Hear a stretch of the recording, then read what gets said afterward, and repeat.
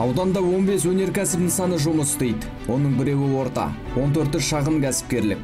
2023 жылдың 8 айына өнеркәсіп саласында 20,5 миллиард теңгенің өнімі өндірілді. Аудан экономикасына ауқымды үлес қосып отырған Амангелді газ өңдеу зауытында 3,4 миллиард теңгеге 37 мың тонна мұнай, Кнауф гипс Тараз зауытында 650,9 миллион теңгеге 356 мың тонна гипс өнімдері өндірілді.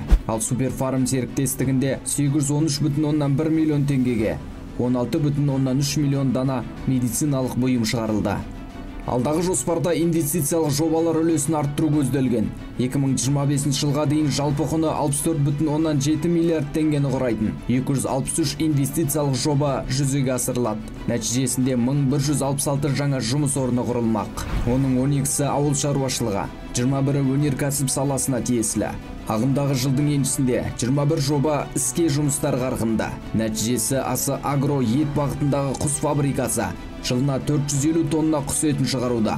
Туризм бағытында ашылған Алмалы резорт, этно-туристік демалыс аймағы 700 миллион теңге инвестиция салынып, нысанға 10 шақырым электр желісі жүргізілді. Орталық бір мезетте 250 қонаққа қызмет етеді. Жамбыл облысы тұрғындарына тауық өнімдерімен қамтамасыз ететін Асы Агро жобасы бизнестің жол картасы бағдарламасы аясында іске қосылған. Жоба құны 250 миллион теңге. Күніне 180 мың жұмыртқа алса, жылдық қуаты 55-60 миллион данаға жетеді. 50 адам тұрақты жұмыспен қамтылған. Жұмысшылардың 90%-ы жергілікті тұрғындар. Ауданда 9091 орта бизнес субъектілері тіркелген. Бұл салада 7915 адам жұмыс атқаруда. Өндірілген өнім көлемі 18,5 миллиард теңге.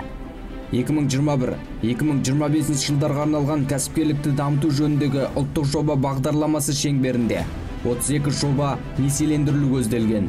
Мемлекеттік қолдау аясында шағын және орта кәсіпкерлік қарқын алып, жаңа кәсіп шоғыр қалыптасты.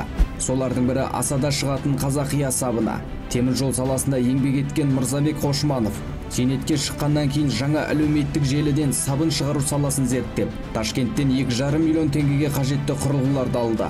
Зейнет жасындағы жандарға ермек, әрі отбасылық кәсіп көзі.